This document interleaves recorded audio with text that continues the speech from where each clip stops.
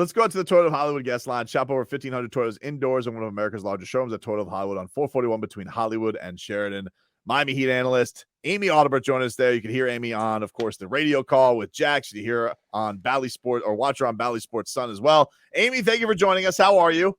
I'm feeling pretty good. How are you guys doing? Hey, Amy, what part of Canada are you from?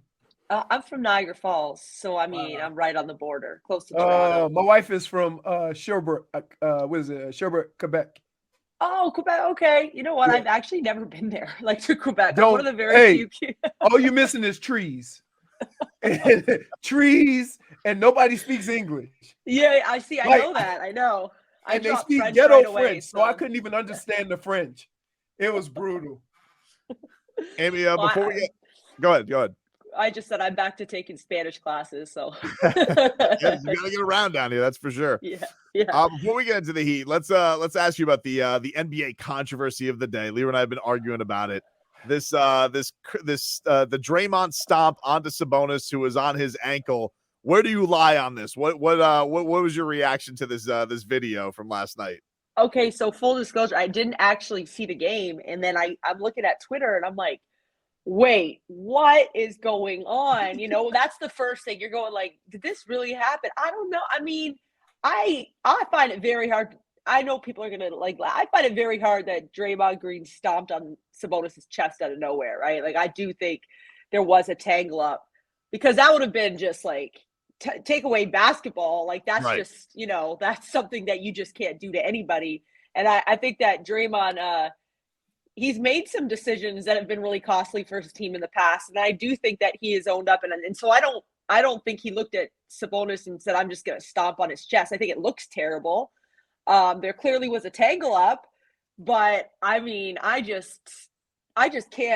can't personally say, I can't allow myself to believe that he did that in that moment. Like, I just think he's better than snapping, because it's happened before, right? Like, in really crucial times. I know. That's why I'm getting killed this morning, because everybody's like, how can you defend Draymond? I get it. It's a tough character to defend. He's punched teammates. He's hit LeBron in the lower regions. Like, yeah, I get it. No, I get it. To me, that's not any of those things, though. That's like, you're saying he looked at somebody on the ground and like stomped literally where his heart is. I mean, he was tangled up. I think for me, and listen, I'm not spending too much time in this. We certainly have our own other focuses right now.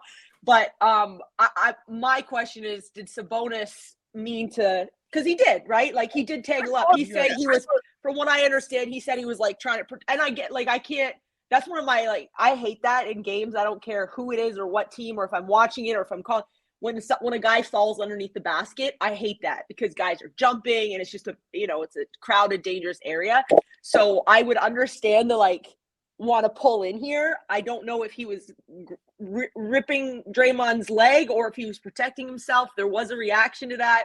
I don't know. But it's the NBA, and this is what happens, right? There's always something. Yesterday it was that charges should be taken out of the game, which was completely ridiculous. Don't even get me started about that. So I do want to get you started on that, because I find this hilarious that now all of a sudden one guy gets hurt or two guys, and now it's the charge has to be outlawed. Like, this is crazy to me. Like, it's already, they're doing everything to take stuff away from defenders, and now they want to get rid of the charge because Kevin Love is very good at taking charges. It's crazy to me. What is your reaction to all this?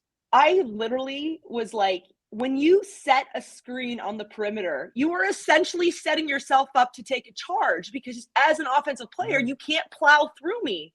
So what is the difference? If I'm established my position outside of the restricted area, there is already an area established. If I'm established, that's my position. That's my real estate. If I was there first in a legal guarding position, you cannot plow through me.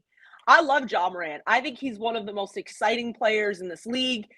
He's a human highlight. Sometimes you really do think he's from a different planet. I love that.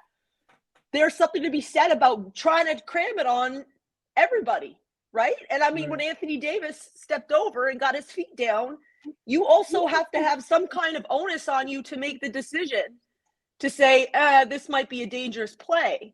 So I think that narrative is ridiculous. I didn't score a rebound, but I set great screens as a player. That was my thing. And that's me sacrificing my body, and that's me putting my 2 feet down in a position that I beat you to. And now, as an offensive player, you have to figure out how to get around me, but you can't go through me. And I don't think that should change wherever it is on the court.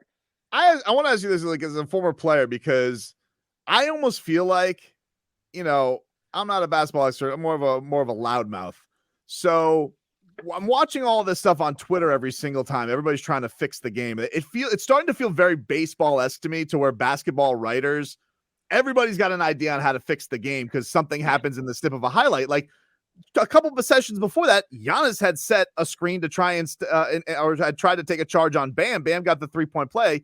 So I would venture to guess if you asked Giannis, he wouldn't want it taken away from the sport. It's wild to me that they want to just, like, every time somebody has something to fix from the game to take it away because one incident happens that you see a billion times on Twitter. Yeah, I mean, so first of all, we have to just scale back Twitter. I've learned I'm not going to Twitter for this stuff. I mean, it's a great news source, but in terms of opinion, you got to be careful. Number two, why are we talking about fixing a game that is absolutely incredible? Stop watching it if you don't like it. Then they'll start fixing the game when people stop watching it and stop talking about it and stop tweeting it. But I think it kind of is working out for everybody, isn't it? Amy, the other thing is it's always people that cover the sport and don't play the sport. Yeah, I mean, I haven't, and maybe I could be wrong. Have you guys seen a player in the last day come out and say, no, we shouldn't have charges? No. Exactly. That's like a team pick-me-up. When somebody takes a charge, everybody goes crazy that he sacrificed his body for the team. Yeah. Listen, I think that's one of the most beautiful things you can do out there, right? So I think it's going to be a quick narrative. Like, at the end of the day, I understand maybe the initial reaction from a lot of people, because you certainly don't want Giannis not playing in the playoffs. You don't want John not playing. And so, I mean, it's unfortunate that they both looked injured, but then you got Tyler Herro, who is diving for a loose ball. So what are you supposed to say now? Don't dive for loose balls? Like, it just, unfortunately, it sucks. It's part of sports. I mean, I would say, Tyler, don't dive for a loose ball more than I would say, hey, don't try to take a charge. You know what I mean? Like, it's just, unfortunately, sometimes the way the cookie crumbles. Like, what do you do? It was a really fun night with them starting off the playoffs and taking home court advantage right away. Just what were the things you were most impressed with Miami in that game one? I think it was executing the game plan. I mean, this was a team that, as we all know, I mean, put their guts on the line to get there, right into the final moments on Friday night, and then had to get on the plane. And Spo talked about not having the staff not overcomplicate the moment. Like he said, the conditioning into 48 hours, you play every 48 hours, and just kind of locking into that and really keeping the outside noise out. There were not too many people outside of that locker room in this organization that felt that they had a chance in game one against a well-rested Bucks on their home court.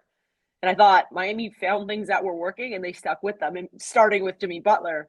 But even just on the offensive end, right, just really utilizing that pick and roll action, knowing that Brook Lopez was going to drop, and then hitting shots. And on the defensive end, Milwaukee in the regular season averaged 48 3-point attempts against Miami in those 4 games. They get it off at a high clip. They had 20 more threes attempted the other night, but they made 4 less. They were in more so in the half court. And I thought that was probably part of the game plan, right? Like, don't let them get out and run and get into their threes, because then that's how a team goes on these giant scoring runs on their home court. Of course, not having Giannis is a huge deal for them. At the same time, they've got a lot of guys that can run out and score and hit shots. So I thought Miami on both ends of the court did such a great job at executing. And then in the fourth quarter, it became management, like clock management, possession management. When you go up double digits and now there's that, that's what it becomes. And I thought there was great response towards the end of the game to really secure the deal. So also the poise, I was impressed with that. Amy, why would they give Bam that free throw jumper? You know what? Dropped off. I'm like, wait a minute, that's his sweet spot. You know what? I a couple times was a little bit going, why aren't they adjusting at all? Because, when you looked at Bam the first couple attempts on the game, I said this, like, he wasn't hesitating, but he didn't look is smooth, right, as we've seen him. And I think two things happened. Well, no, three things happened that I saw. Bam got taken out of the game, and he went to the end of the bench and sat beside Udonis Haslem. And I'm sure there was a conversation, or maybe not, but that I think is very impactful for Bam. Udonis means a lot to everybody, but I think particularly Bam. And then Jimmy got into him, I think, a little bit when he had missed a shot early. And then when the news that Tyler came out at halftime, I think it was kind of like Bam is going to be such a big part of this series, as he always is such a big part of this team, right? Mm-hmm. Not just because of his scoring, but because of his facilitating, because of what's required of him on the defensive end.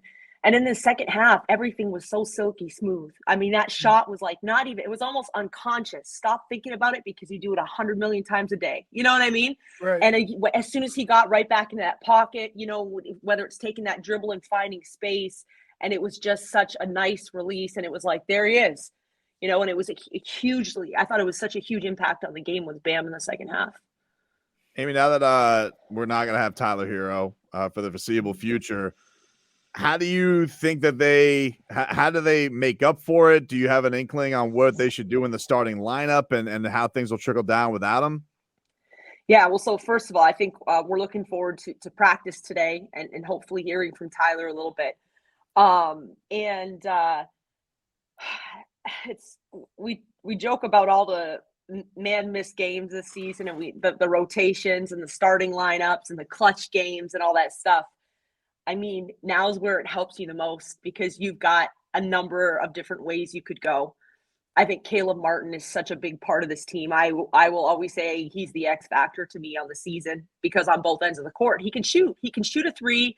Last night, 2 days ago, he had two huge and ones in the second half, like on back-to-back possessions.